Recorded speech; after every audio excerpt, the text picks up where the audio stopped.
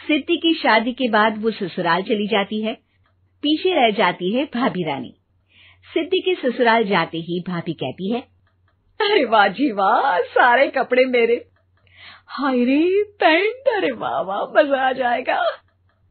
अरे ये सिद्धि की अलमारी के सामने खड़े होकर क्या बड़बड़ा रही है?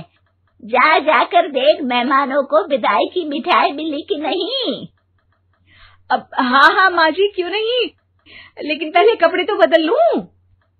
अब रानी आ जाती है सिद्धि के उन कपड़ों में जो वो ससुराल जाने से पहले घर छोड़ जाती है। अरे रानी, कुछ दिन रुक जाती। अरे ये तो सिद्धि बिटिया को मैंने ही दिया था, बड़ा ही फबता था उस पर, तुझ पर तो कुछ खास नहीं लग रहा।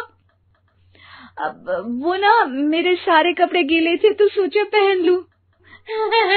वैसे भी सिद्धि को कौन सा दिन पुराने आउटडेटेड कपड़ों को पहनना है। वैसे भी ये सूट तो मैंने तभी पहना था, वैसे खास है भी नहीं ये। हाँ ठीक है, लेकिन ना मेरी सिद्धि पर तो जमता था। सारे मेहमान चले जाते हैं और सिद्धि ससुराल से मायके पहली बार आती है।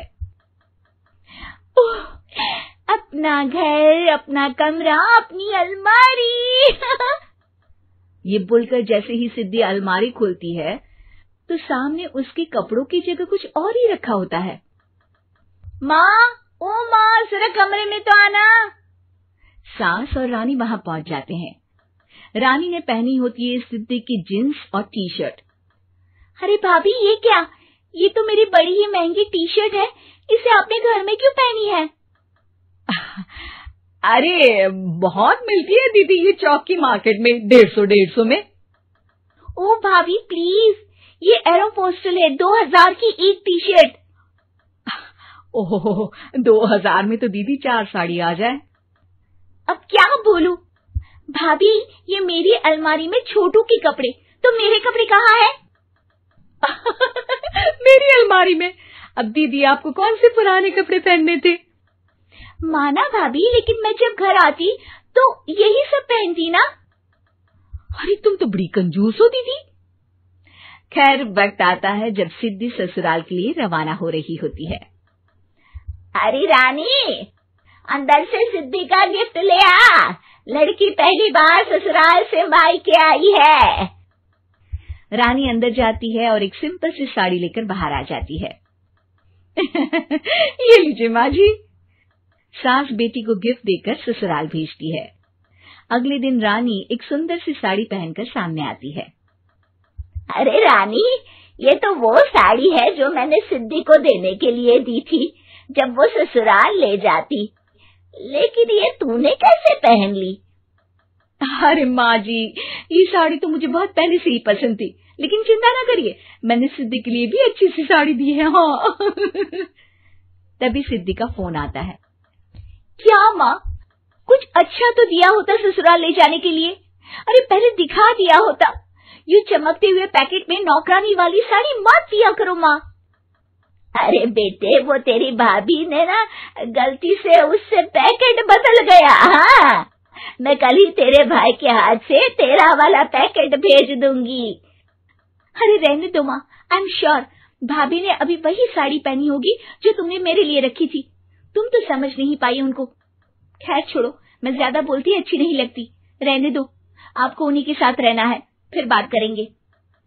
सास को रानी पर गुस्सा आ जाता है। वो उसके कमरे में जाती है जहाँ वो शादी का एल्बम देख रही होती है। रानी, मार्केट जाकर एक ऐसी ही साड़ी लेकर आ, कल प्रतीक जाकर सिद्धि के घर दे आएगा। अरे क्यों माँ जी, कितनी साड़ी देनी है दीदी को? यहाँ कोई सेल लगी है क्या?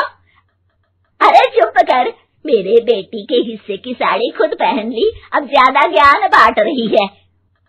एक दिन सिद्धि का फोन आता है। माँ, मेरी सास ने आप सबको खाने पर बुलाया है। सारे लोग सिद्धि के ससुराल पहुँचते हैं। खाना खाकर वो लोग निकल रहे होते हैं कि सिद्धि की सास सभी को गिफ्ट देती है।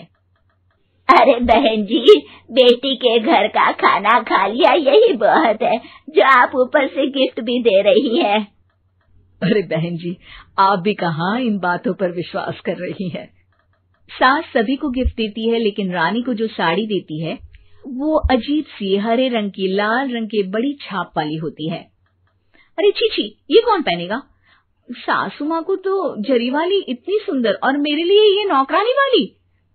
अरे भाभी, दरअसल मैं जब भी घर आती थी आप वापसी में ऐसी ही साड़ी देती थी ना, तो माँ ने सोचा कि आपको आपकी पसंद की ही साड़ी क्यों ना दी जाए। बेचारी रानी, बोलती भी तो क्या। सिद्धि और सास रानी का चेहरा देखकर हंसने लगती है, तो रानी समझ जाती है कि अपने ही बिछाए जाल में वो फंस चुकी है।